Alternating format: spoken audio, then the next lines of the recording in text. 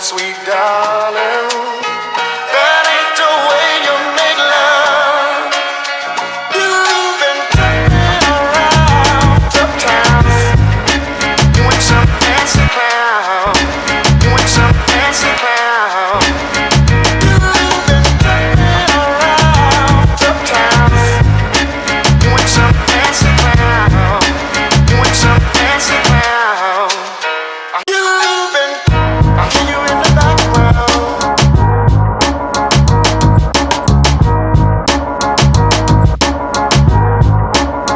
Ooh, I hear you in the background.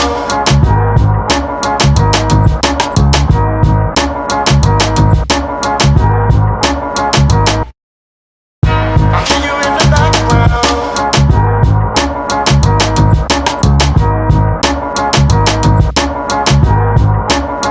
Ooh, I hear you in the background.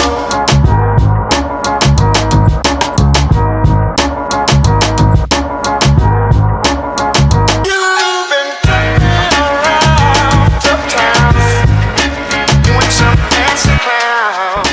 You ain't some fancy clown. What's going on, family? Peace. What's What happening, up? people? What up? What up? We back. We were back. What's up, my good people? Yes, The yes, thirds yes, in the house. yes. One, 1, 2, 1, 2. How's my One time sound, for fellas? fat blood. One time for fat blood. Sound good, man. One time. Yo, Always. Rest in peace, welcome to brother. the Back Alley Fellas podcast. We are here, ready to get it on. I'm part of the host, Mike D. I'm here with my brothers, Big Pat, Brother Six. You What's know what I mean? happening? Saying always representing. As you see that BAF, that Back Alley Fellas podcast, some shirts is looking Sir. real crispy. Get a You good know, look one at that. time, Get a good look at that. look at that in that Louisville red. I see them Yeah. in that pink and blue. I It see look you got nice that on you. Miami going on. That city got Real that. men wear pink. There you go. Hey, so shout out to our family, our 23rd Street family, Louisville stand What's up, everybody? One time, as brother 6 foot, I would say one time for our beloved brother Reggie Smith, rest in peace. Love Fat you, blood, love you always, brother Pat. How you doing today, doc? Hey man, I'm feeling real good. I'm feeling good. I'm just glad to be here. It's truly a blessing to be amongst you brothers every week, man. So Indeed, I'm happy to be here. indeed, brother 6. How you feeling, brother? How you doing? I feel almost perfect there, brother. Good. Just glad to be amongst our viewers again. Want to say what's up to you all. Appreciate you joining in. Tell a friend to tell a friend to tell a friend to tell a friend. And who told my piccolo player that my piccolo player? What's up, Mike? What's up, Mike D? How you doing, big brother? Hey, you know I love that joke, man. It's always good to be amongst you. We got to figure out how we can get you from almost perfect to perfect, because you always say that. So we will make one day. We want you to come in here feeling perfect. You know what I mean? Man. But yes, sir. But all is well. You know what I mean? No complaints whatsoever. So like we always do. As we get in, first I want to shout out my brother DJ Dash for that beat at the beginning, that little intro is fire. Nowdy Beats for giving us the intro to what you see on YouTube and everything like that, and how we ended. That's what's and up. I appreciate them brothers for looking Appreciate out. And so as we grow, we'll continue to do different things and try some different things to see if it works. And if it doesn't work, but leave your comments and let us know. Yeah. So, you know what we do? We try to find out what's in the drink, what's in your drink. Please send us some drinks so we'll know what's going on. Red cup is always preferred, but we do bottles and everything. One day I'm going to do a little wine glass and get a little sophisticated on you. But until then, Brother Pat, can you tell me what you got in your cup? I'm asking for anybody that's listening to please help a brother. Uh-oh. It's cool. Can't have no party without the Bacardi. Good God Almighty. To keep it all the way 100 with you, I'm probably gonna have this every week until I finish this bottle. And then when I finish this bottle, we'll move on to something else. But right now, I'm drinking Bacardi and Coke, old school. Old school. What's up. Brother Six, what you got? You got what you got in your cup, Bob? I got that apple cider and lemon water. Apple cider and lemon water. Yeah, man. I'm on one of them things, man. I got to get this weight up off me. We got to start somewhere. So I started detoxing today. So I'm just gonna do that, brother, for a while, man. See where it leads me, dear brother. I don't know if you can see Brother Pat and how he looking, but that's okay. That's okay. You got to have But he just ate some popcorn. Got quit eating. Can't even eat it.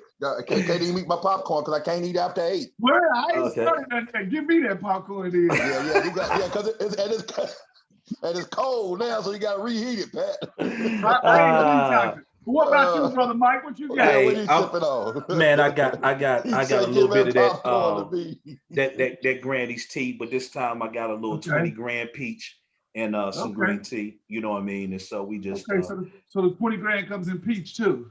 It does. It does. It does. Oh, does it? And and it's mighty tasty as well. It's mighty tasty. Yeah. Well, let's get this going. Let's get them libations. Let's go.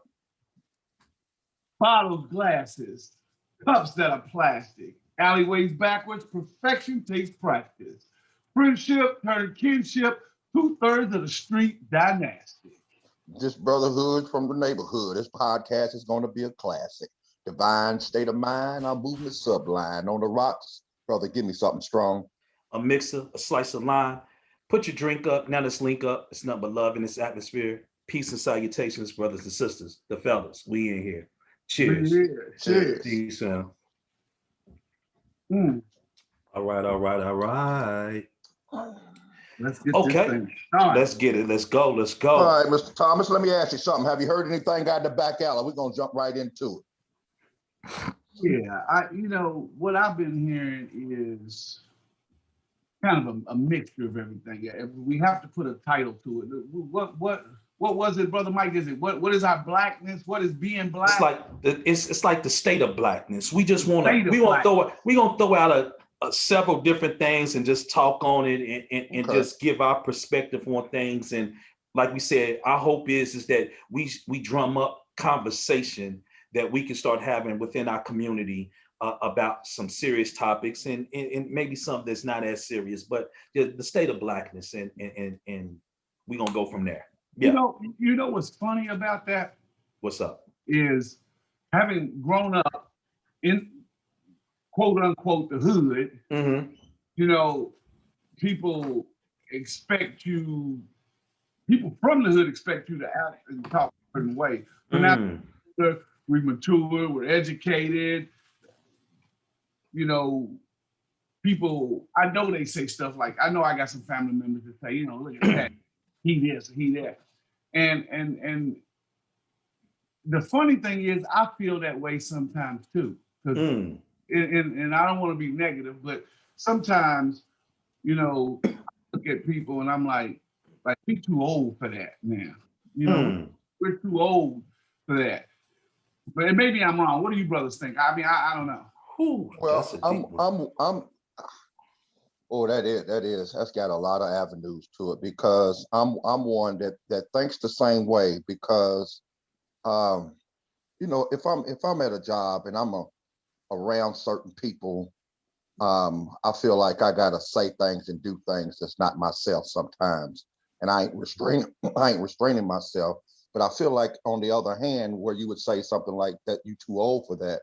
Like I still like rap music, and that's just a part of me. And I just think that's just a part of being me, and I don't want to change and give any of my family or my friends or anybody that I meet. And I don't meet strangers, but I want to be me all the time, 100 all the time, so I don't have to pretend to be somebody else. What do you think, Mike? Man, that was a good question, well. Pat. No, that was, and what you said as well, Six, was wow, that's kind of heavy, because I think I too am a product of hip hop culture, of Black culture, but at the same time, as we get older, you read, you educate yourself outside of the formal school system. I got that, but you also have education as well outside of that. You start to question whether or not what we call Blackness or our culture is really our culture. Like, is some of this stuff, okay, maybe it is our culture, but is it some stuff that we need to get rid of and some we don't? I love hip hop music as well. I love being me. But I think that Black people, we, in some circles, we feel like, Pat, to your name, like if we grow up in the hood, we grew up in neighborhoods. Some of those neighborhoods now are considered hoods because the neighboring is out. But when you grow up, you have a certain vernacular, you have a certain swag, a certain way that you carry yourself. And then depending on where you grow and how you go, you may change based on environments. And that's okay. And I won't say it's changing, but you adapt to what's the circumstances and the conversations. And as you grow, your vocabulary grows. You kind of sharpen yourself, you know what I mean? And I don't know if it's actually not being yourself. I just think that you have different variations of who you are. But we grow into this thing where, for some odd reason, maybe not even some odd reason, I think we carry the burden of when we speak differently, there's a negative connotation that we put on ourselves, that Black people throw on ourselves, and those that are trying to navigate in that space, we kind of feel some kind of way. You know what I mean? Because if you think about it, we often, and this is the conversation, please jump in at any time. I'm listening.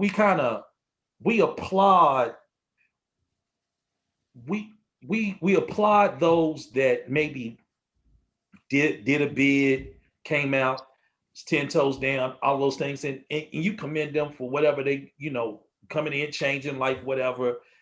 But those that just live a right life, 9 to 5, entrepreneurs, go to college, all those different things, we don't speak about them the way as much as we should do when we highlight those that live a quote unquote life that really, I don't know, every culture has it, but we just seem in some circles, we seem to embrace that more so than the majority of us that are hardworking and get it done, get it out the mud the way that we're supposed to get it out the mud. I just think that I think we're brainwashed to a certain extent.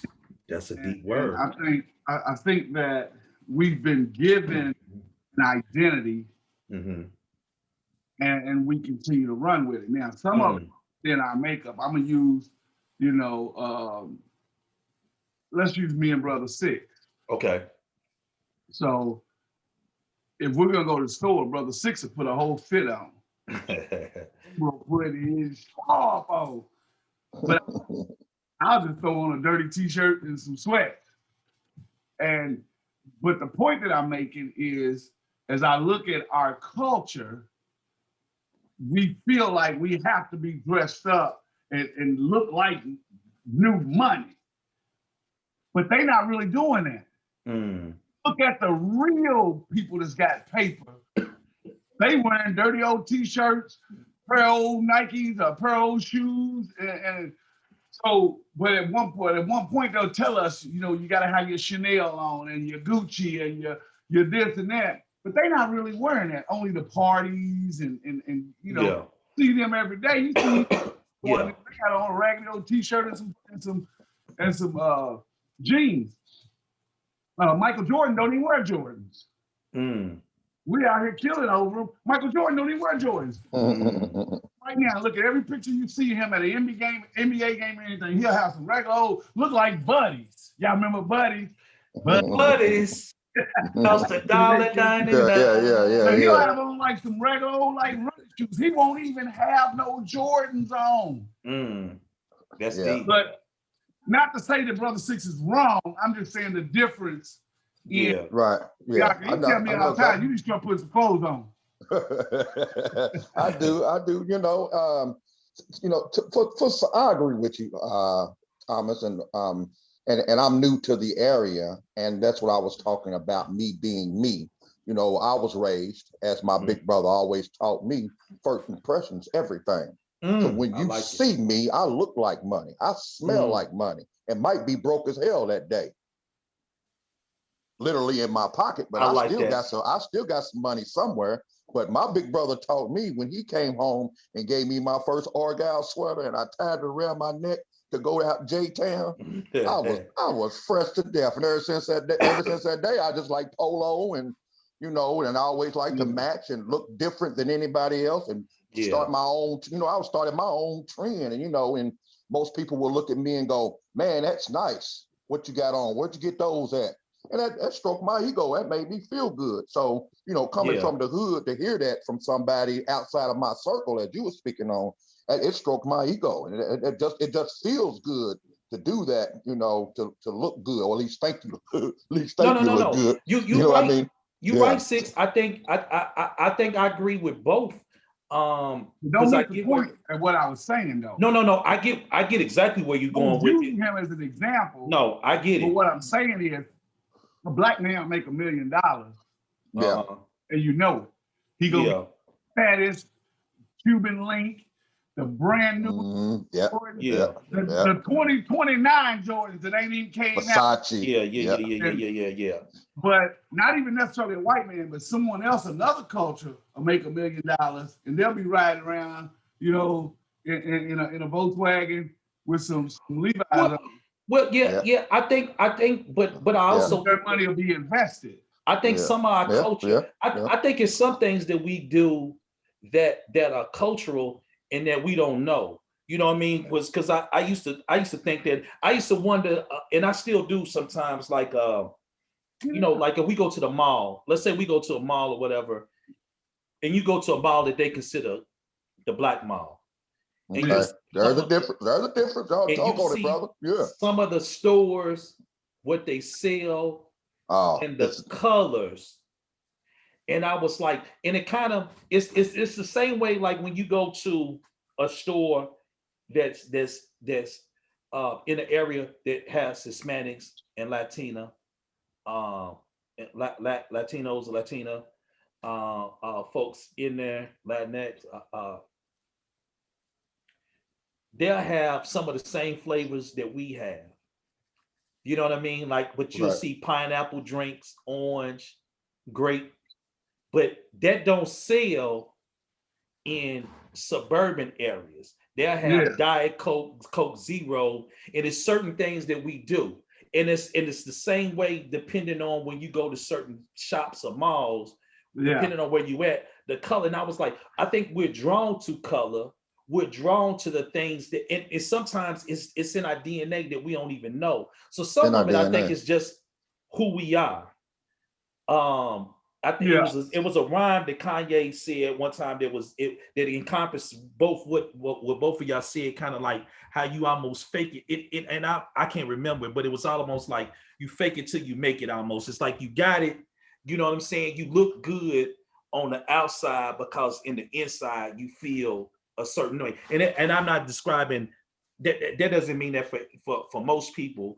But it's an interesting thing. But just even in the state of blackness, the way that we talk, you know, from code switching, and most people, if you don't know, and most professional black people know that, or maybe they might not know the term, but they know what that means. Right. But all black people know what code switching is, even if you don't know the term.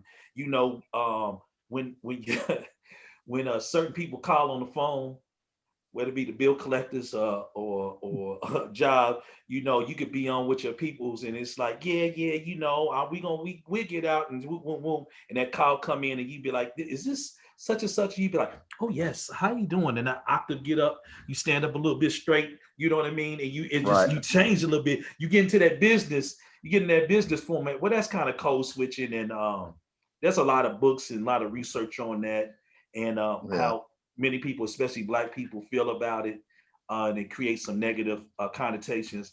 But I think for black people, and some, it's crazy how we embrace, even when we're young, we embrace coolness, but not, you know, going hard in them books. You know what I mean? And I don't know how that makes young people feel. You know what I mean? I'm gonna take this conversation this way before you get started, Tom. And I know it's just gonna just change the whole dynamic, but I'm gonna go here anyway. I have a young son that's 18 going to college, and some crowds he just don't fit in. You know what I mean? You know, when you ask him a question, he's like, "Oh, that's fine. That's great. You know, I mean, that's awesome. Hey, Dad. You know, hey, Mom. Right. You know." And for another young Black kid to hear that coming from the same place he was, the way I raised him was to, "Hey, man, you can camouflage. You can do anything and be anything that you want, but this is what you need to do to fit in."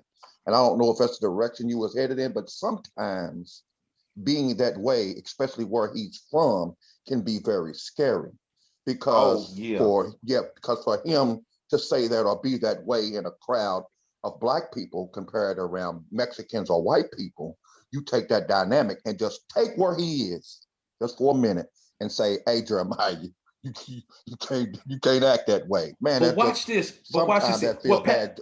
Jab on that, Pat. I don't know where you was gonna go, but I was gonna ask this on top of what you just said to throw this out here. Why does he have to be careful amongst the very people that he looks like, talking and being the way that he is, the way that you raised them? That's what I'm saying. Yes, Go ahead. Like them, they're gonna perceive him as being soft, and somebody's gonna try him. They're gonna try to do something to him simply because he don't talk like them.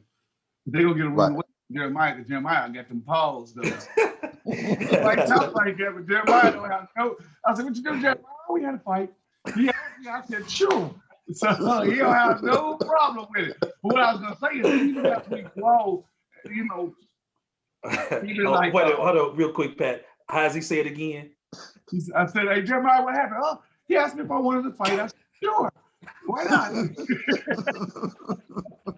Hey, man, so he ain't gonna walk there. He ain't no punk now. He might talk like that. He put them hands on you. He does box. He does box. As I move through the ranks in the military and on the side as a working for the employment agency, let me just say that. I kind of had to, you know, not. It really wasn't a black or white thing, professional thing. On the military side, I could not stand in front of no generals talking about, "Yeah, you know, man, what up? We gonna hook up tonight. So, you know, I had to articulate myself. And a lot of people don't understand. It's not being white, it's articulating or speaking proper English. There you go. We created that, you know what I mean? But I will say, But I will say that we are naturally intimidating to them. Right. So I know there was days that I wore just dressed down, maybe put a sweater on and some slacks. Somebody actually made a comment about that.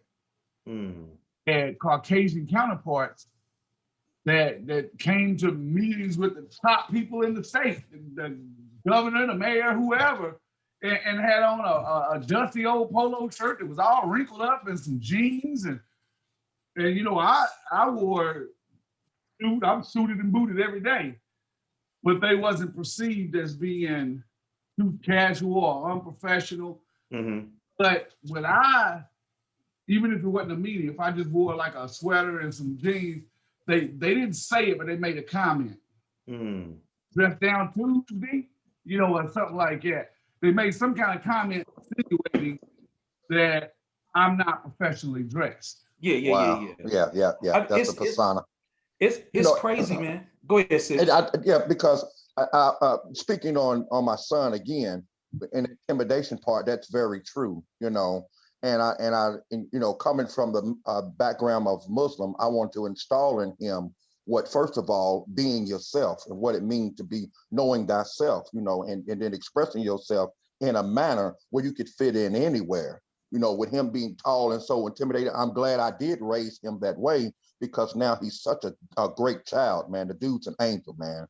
You know what I mean? I love him so much. But then once he does get out here in the world, you know, as a Black man, you start to wonder, hey, did I overdo it? Did I underdo it? Did I do it right? Did I do it wrong? You know, sometimes what you we think, never Mike? know, man. We never know. I think one of the yeah. things that, you know, I remember reading this report once where it said, and it didn't talk about race, but I think there were implications in there. And it talked about middle class, this is upper class, middle class, and lower class. And they said it was about summer loss. And if those that are not familiar with what that is, most educators know what that is. So educators, shout out to y'all. We appreciate y'all. But summer loss is where, kids get out of school, they don't do nothing.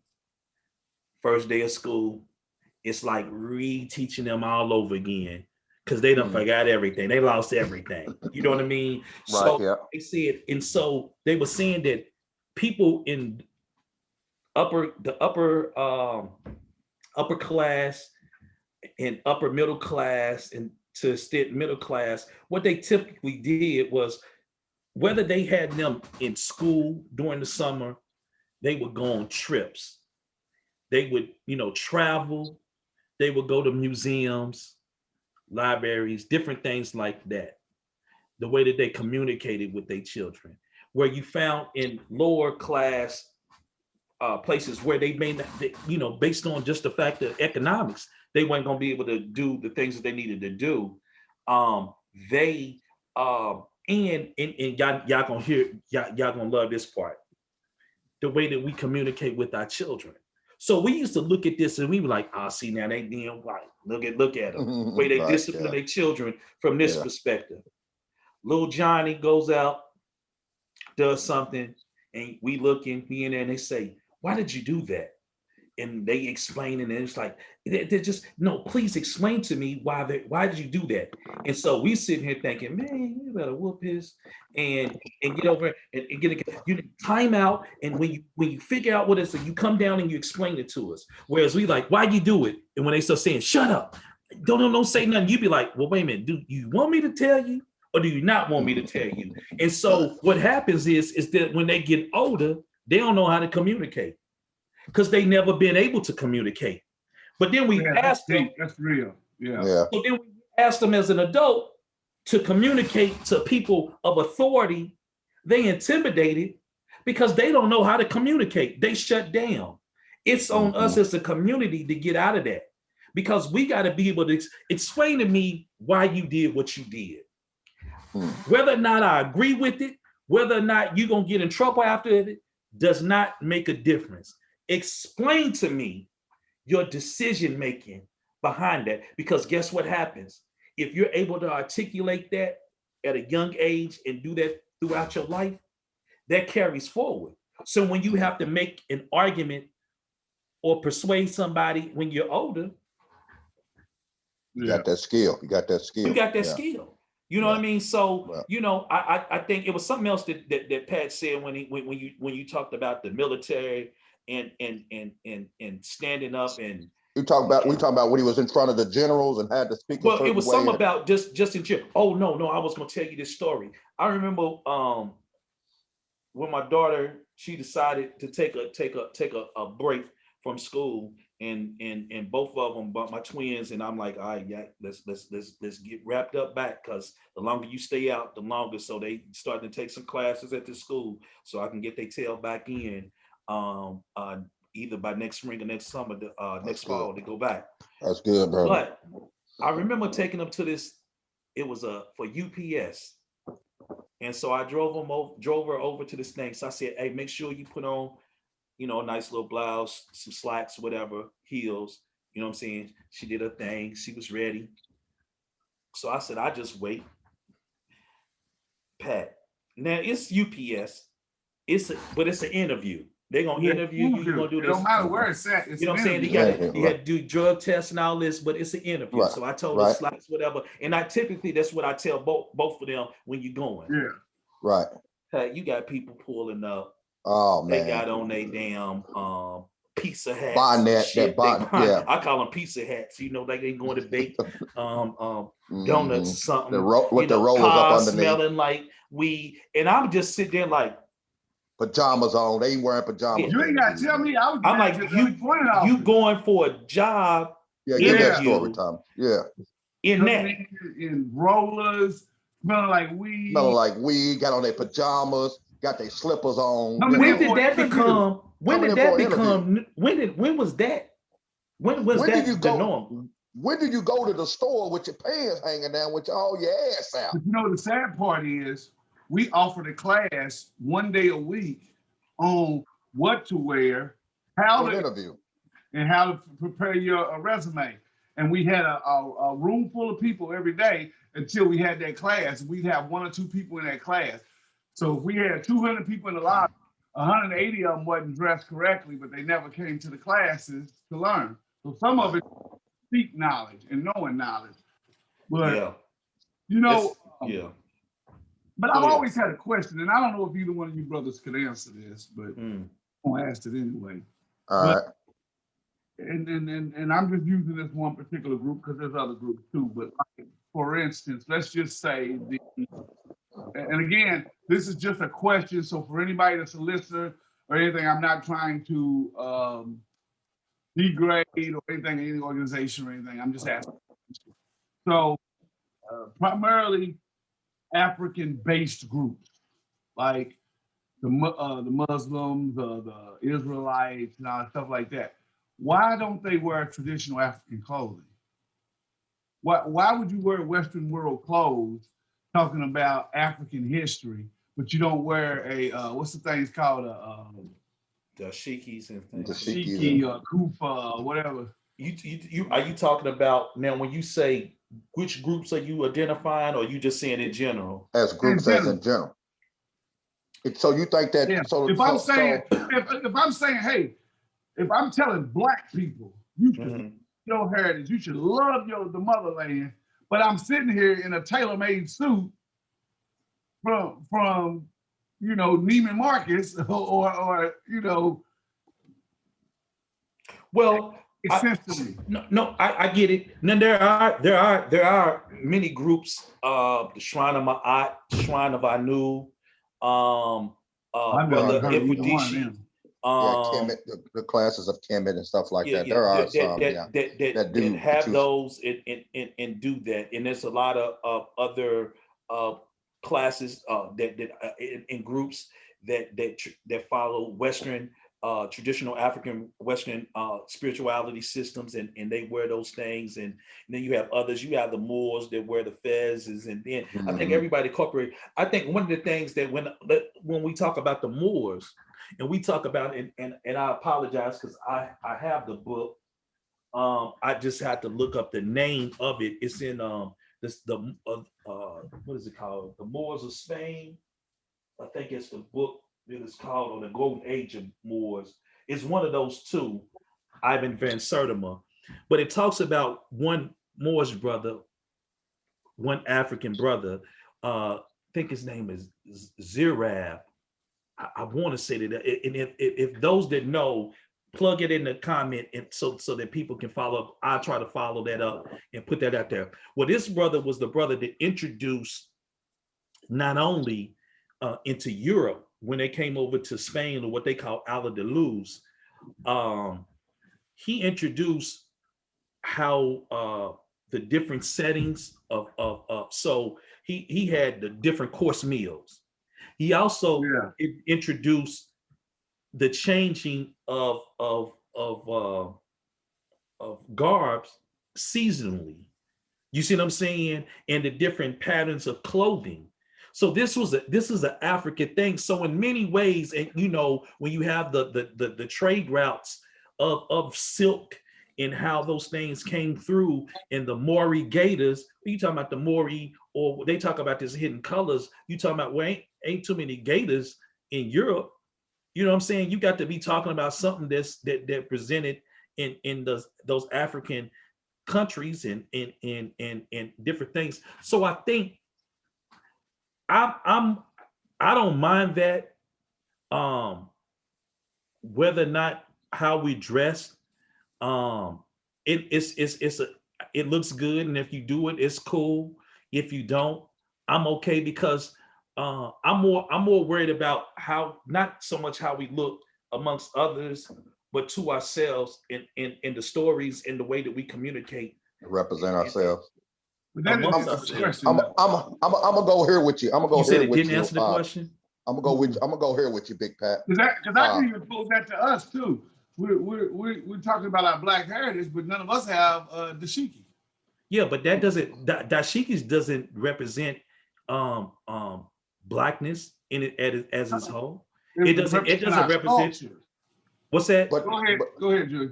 But when you talk about why would you represent something that you're not a part of, or why would you not representing that you're claimed to be a part of?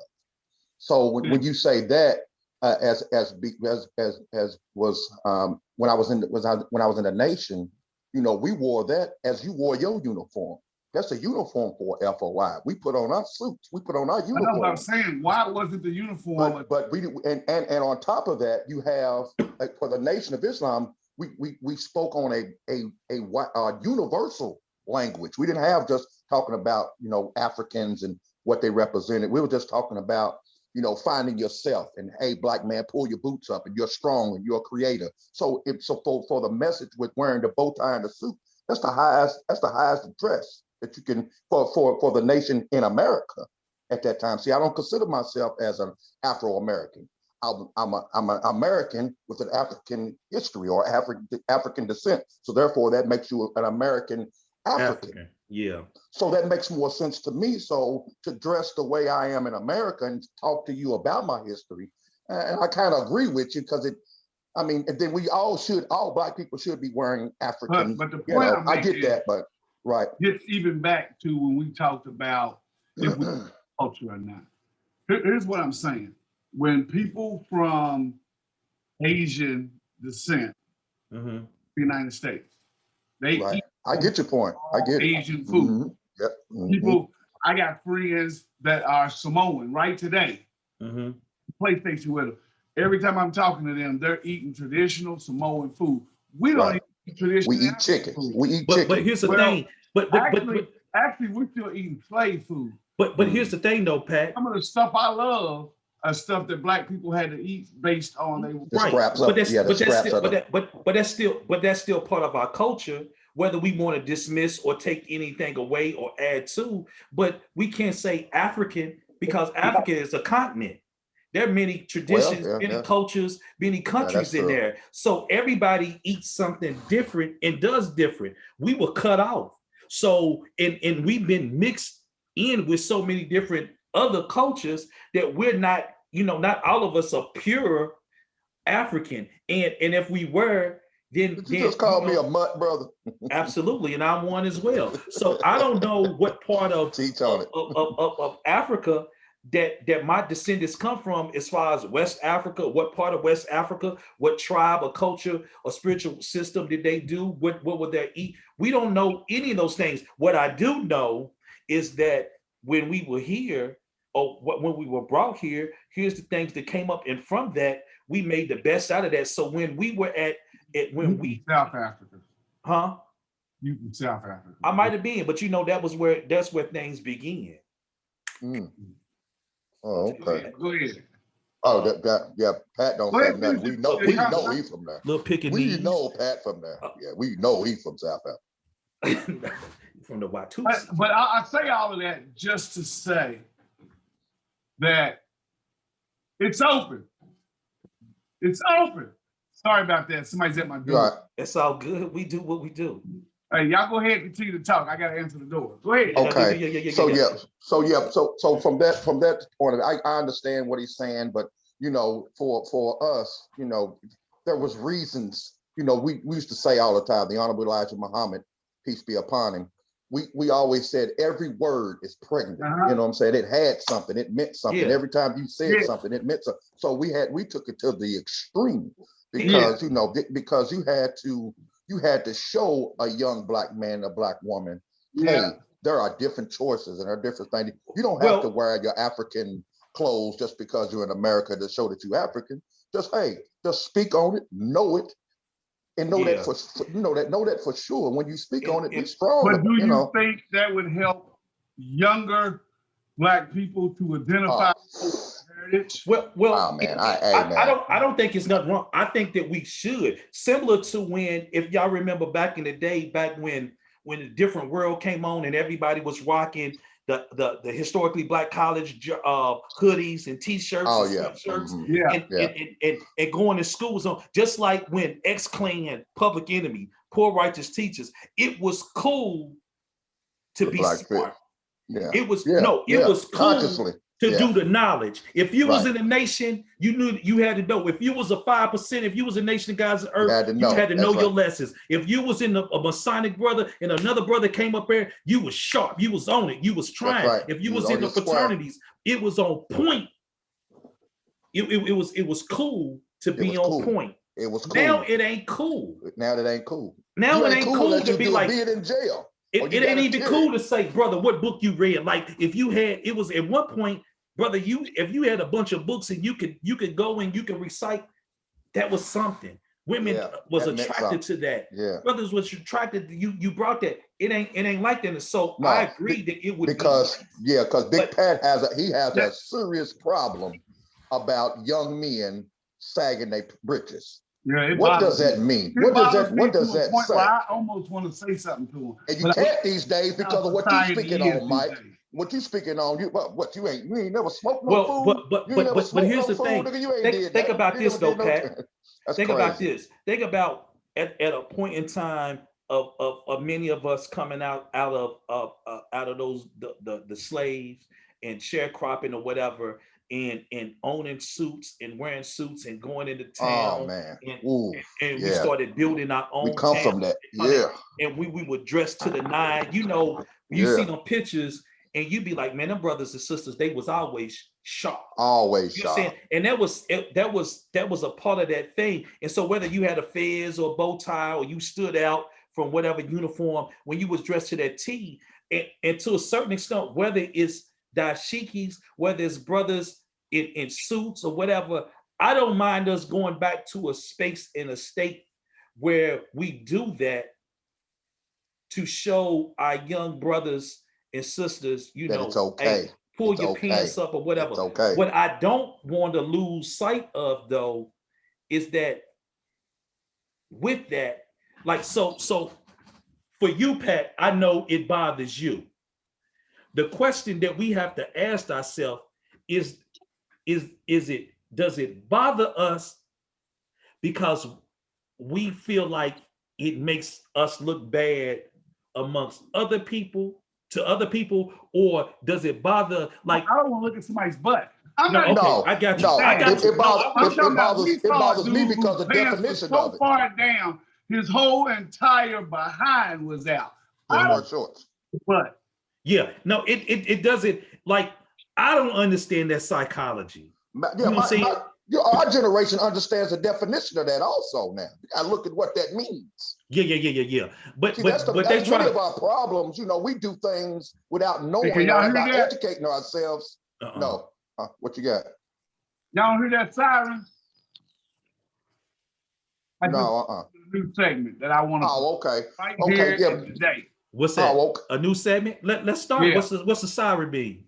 What I'd like to do is if we take, let's say, 10 minutes. Okay. 5 minutes out of every podcast, and hopefully we can get some viewers to get in on it.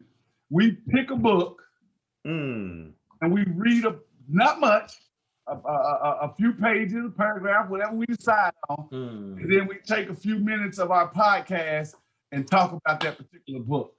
Okay. Mine's thinking like Pat. Love you for that, because I was thinking about something too similar to that, and so it's we'll make it a segment. We can even edit in like a little intro to the segment or whatever. Yeah, we like you know what would be good? I wouldn't mind putting one of those Schoolhouse Rock little cartoons. I like that. I was thinking about off of KRS-One's Black Man is in Effect. He said, "Open up your head and put a book in it." Like it's one of those joints. But that's cool. But yeah, I could get my man to put something together on that. Yeah, and we do a little segment. We pick a book, and then we give everybody a chance to get it, and we can go ahead and tell the listeners, readers to try to get it. And this will help motivate individuals to read too. So as we're trying to be leaders, we're trying to be influencers, movers, shakers. Get people to speak and got talk. books. You know, I got books up here, Mike. I got you books. got books. I got books in my room over there. Brother Six got books. But let's start opening them up, and maybe we can just influence somebody else to open up a book. I know the three of us read. I see Brother Six. Actually, he reads more than me. I see him often, probably 3, 4, 5 days a week. I see him reading something. So maybe we can motivate somebody else to read. So that's a great idea. So what book would you like, brothers, like to introduce that requires? I don't know. You got a lot. We're gonna have to. We're gonna go. Hey, we're gonna go with Message to the Black Man. What y'all talking about? We go. No, we let that because you know. I got it too. Enough said. But anyway, yeah. So I was about to say that though. Where do we start? Do we start with? I mean, because it's. Do we start simple or do we pick out something we read? Do we go to the Bible? You know, do we spark some stuff? Do we go political? You know, do we keep it? What y'all think we brothers should do? Because there's some interesting books out there. I'm gonna do you one even better, brother. Six. What you got? Man. Oh, I got that too. I don't want to. I got a couple of versions of those. Is that the scrolls? Hey, let's do this. After this particular podcast, let's talk about it. We come up with a book. Okay. Make y'all got it, and then we'll pick a chapter or two and we'll discuss it. Because the thing about it is, anything you learn or read or digest into your mental. Educating oneself. Everybody's interpretation is going to be different, and that's where it starts to get a little strange because the three of us can read the same sentence, different meanings from it. Yeah. I think it would be an interesting conversation, and possibly, since we're talking about our blackness, we can maybe motivate a few young people to open up a book because. You know, the old saying they used to black, say, white, green, purple, whatever you are. If you want to keep something from a black man, put it in a book. Put it in a book. And it doesn't ring true for us. But even if you go all the way back to our think back. We're at episode what, Brother Mike? We at 15, something like that. You go all the way back 14, 15 episodes. The Willie Lynch letters. I meant to tell y'all this. I was riding with, I was talking to my son and one or two of his friends. They had never even heard of it. Wow. It's a lot of people. Wow. It's a lot of people. So that's why I thought maybe we could introduce a segment. And I like it. See, even if we don't necessarily read out of a book, maybe during that segment sometimes we can introduce a book. Yeah. I like that. Yeah, and give a synopsis of that. I like what I was listening to Professor Karen Carr and Dr. Karen Hunter and Dr. Greg Carr in class with Carr, and shout out to them. Like y'all need to go check them out and sign up for Narrative. And they introduce a lot, but I like what the question that they ask is, in all that you do, how is that freeing us? If we ain't talking like that, if we ain't on that time, then what you doing? What's your platform doing to help us be free? And so that was on my heart this over the weekend, just kind of thinking about that, like, wow, okay, yeah, it ain't enough to just get out there. Like, it ain't enough now, because we see Black people in all different spaces. It ain't enough to just be seen. What are you seeing when you see, when you are seen? What are you doing? And so, yeah, I like that, Pat. I like that opportunity. We didn't even get a chance to really talk a lot about this is something near and dear to me. So I'm gonna just throw this out when we talk about blackness or whatever. Black code, snitching. Okay. I don't like where the Black community is at when it comes to so-called snitching. Okay. And I'm gonna say a certain segment of the Black community. I don't like it. I think we got the definition all jacked up. And I think it's tearing a portion of our community up. So what do you brothers feel about that? How do y'all feel about that? And when I say snitching, I'm talking about the fact that, well, Pat, what first, how would you define snitching as you understand it? Because I think we from the same being era. the elder of this group and lived over half of a decade, I mean half of a century. Yeah, I was about to say, damn, you might be big. Let me correct that, half of a century. Right. Over half of a century. I truly believe that the definition of snitching has been misconstrued, twisted. We've been hoodwinked. Yes, snitching, you know, back in the 70s, snitching was me and Brother Mike did something together. I got caught, he didn't. And then I said, well, hold on, I ain't taking all the charges. It was Brother Mike's idea. That's snitching. But if I'm and I ain't gotta be perfect, if I'm living a fairly good life, law-abiding citizen, I have a family, wife, kids, and you come into my neighborhood with some mess, and somebody gets hurt, killed, robbed, and I let the police know, hey, this brother Six came into this neighborhood and shot this boy. I don't believe that that's snitching. It ain't. Don't believe it, or like that I said that, but I just don't believe that's snitching. We have to look out for each other. Yeah. Right. If you a criminal, that's your job. Yeah. If I'm a citizen, that's my job. My job. Right. My job is to protect my community and to be and to make sure that my family and those around me are safe. If you are jeopardizing that, ain't nothing about black code that you ain't on that code. Right. And you ain't on that code if you're trying to destroy me or take from me. Like no. Like so if snitching is the same, I feel the same way, Pat. Is if we did something, or if I know that you do your thing, you got a lifestyle, you do your criminal activities. Six, I know you do too. I do a little something. We dibble in some things together, or I know you from around the way, and you get money. I get jammed up. In order for me to reduce my time, I'm like, hey, Big Pat, them, they crew, they get money.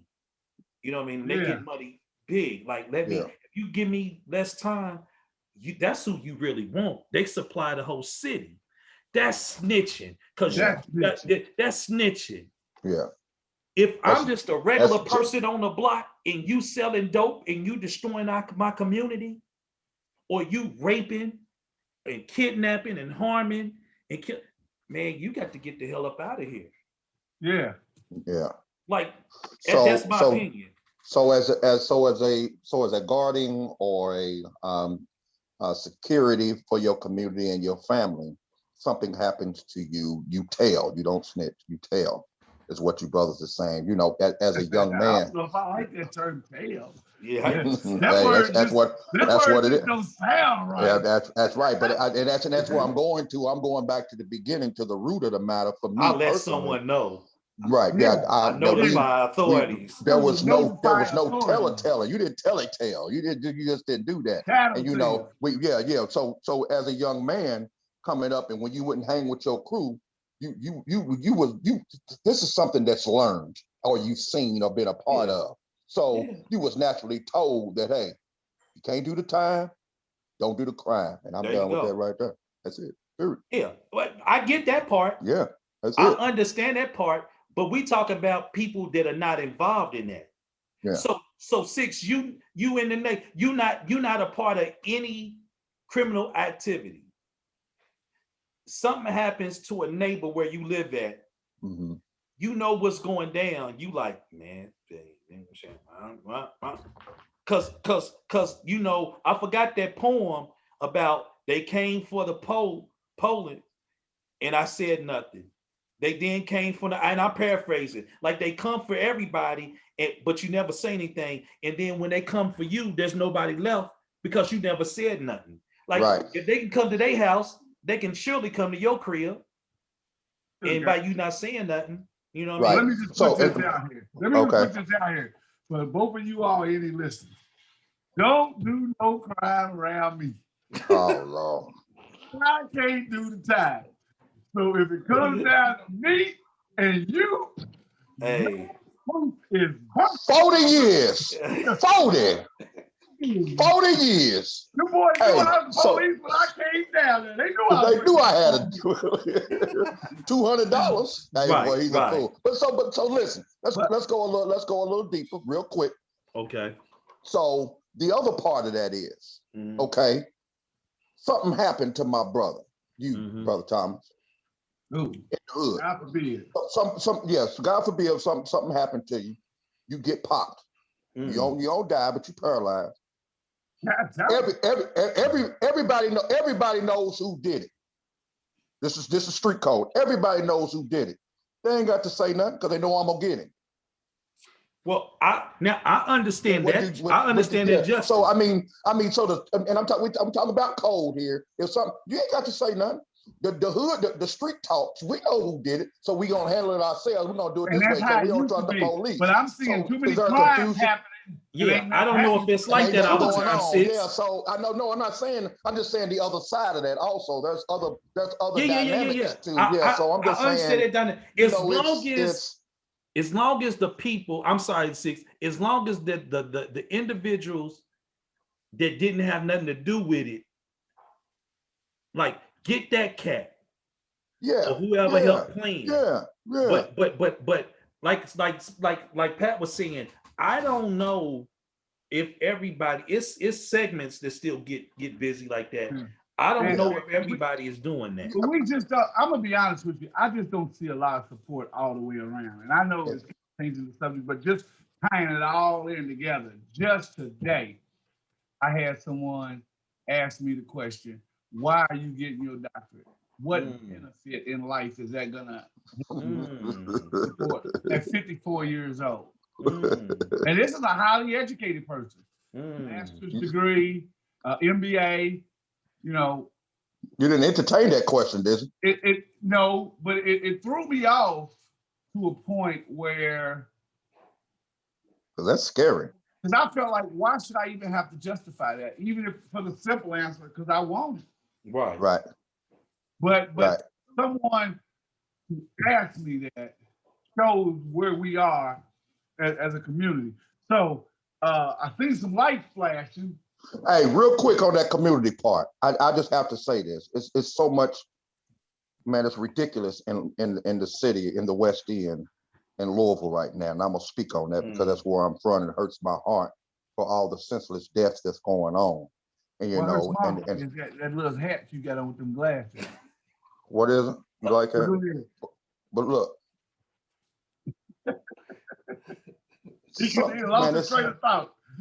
Yeah, because it's that brings, and I know what you're doing.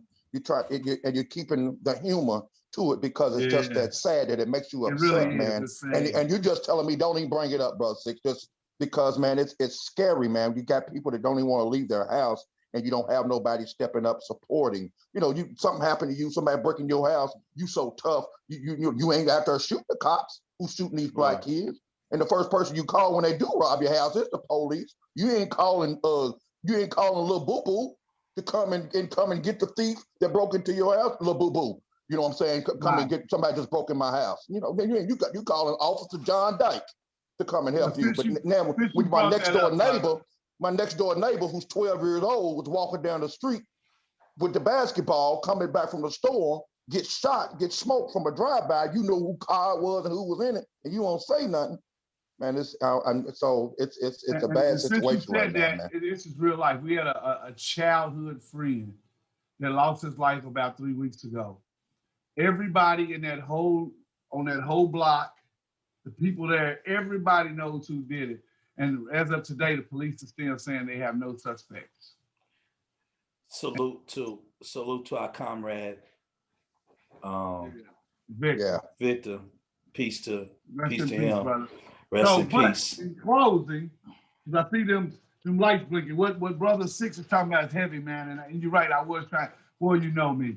I was really trying to add a little humor to something when I say that hurt my heart, Brother Mike, when we was there, we was there for 2 weeks. Oh man. And people can think what they want to about me, man, but it almost brought me to tears, man.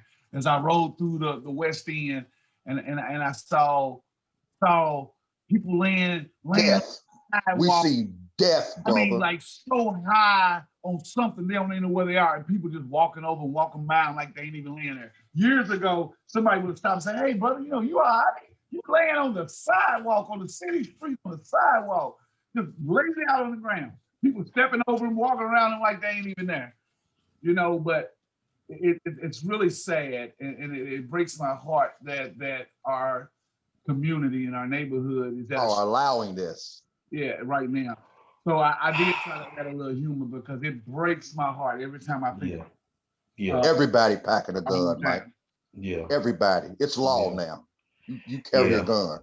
Even I got family and friends who are still on paper, man. They can't, you can't be around no weapons, not in the car with nobody, but you have to carry one when you leave the house because you might get smoked. And even if you got one, if you ain't quick on the draw, speaking on what happened to our partner, if you ain't quick on the draw enough, cats and they rolling up with AKs and man, they got that. But I mean, it's set up to be that. Well, that's a whole nother subject, brother. We're gonna that's a whole nother. I'm gonna leave that one alone. I'd like to say a comment for those that are listening. Be true to yourself. Our blackness is not defined what we wear, how we talk, or how we act. Don't let anyone tell you that. We are the most diverse group of people on the planet. We come in all different shapes, sizes, colors, educational level, backgrounds. And we make it look good, baby. We are the most creative people on the planet. So never feel bad about being you. That's what I want to close with. Never feel bad about being you. I like it. 6. I just want to say to our viewers and listeners, thank you for tuning in once again. And as we continue our journey, please tune in. Like I said at the beginning, tell a friend to join in. And I want to leave the message to all our young adults out there. There's a better way. I know you don't see it. I know the fight is strong. I know you got to look out for you at all times. But to value life in your own life, sometimes please think before you act. That's just take in consideration sometimes that a life does matter. When you facing that playing God, man, that weighs heavy. And if the life you come from, just think about it sometimes, man. It's just so hard to speak to those who's in the game who can't get out, or those who want to get in and see a better life and don't take it. Just take a different avenue, sit and pause and think for a minute. Because brothers and sisters, when it comes to killing babies and women and our elders and not caring and then getting that tear or getting that mark, it ain't always cool, So I want to. You muted real quick. Hey, you muted. There you go, brother. Go ahead. Finish your thoughts, brother. I just want to say, just stay safe, and I know these are bad times for all of us, but we really have to not necessarily look out for one another. You got to look out for your family. You got to look out for yourself. You got to do all those things. But I'm just saying, just think about what you want other people to do unto you, man. Before you go out here pulling the trigger and wanting to fight and all of those things, because things ain't the way they used to be. So think twice before you go and react without thinking. We sure took a turn. We got pretty serious and deep towards the end. Yeah, man. Very reflective. I guess I would say leaving out to finish it out was just I think Six, you said this a while back. You asked the question, what was the greatest thing that God ever gave us? I think you said it was life, right? Yes, sir. And if we just stay on that, and wow, and we just like whatever your religious or spiritual belief is, I don't really care, because that's something that you believe. None of us are 100% sure. We believe strongly. We don't know when we. So what we do know is this physical and how precious it is.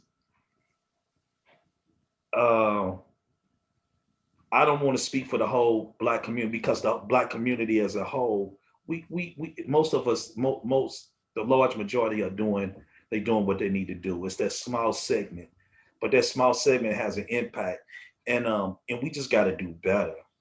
Like Six said, man, take some time before you just rush out and do that. It takes nothing off of your points to just back down sometimes, to just back away, live to fight a different day. You know what I'm saying? Yeah. Many of us on this podcast have had physical fights in their time frame, in their life, and we ain't win all of them, right? But we here, we still alive. We got families that have families that have families. That's right. Man, don't let that one incident be your defining moment that takes you out or puts you in a situation where you might as well be out. You know what I mean? Right. So just go with love, the highest order today. And prayerfully, next week we'll see you. You know what I mean? And just take care of yourself. Love one another. It's always good. So with that, we'll ride out with a little something. Rest in peace. Reggie, Victor, all those that lost their life. All fallen soldiers. Just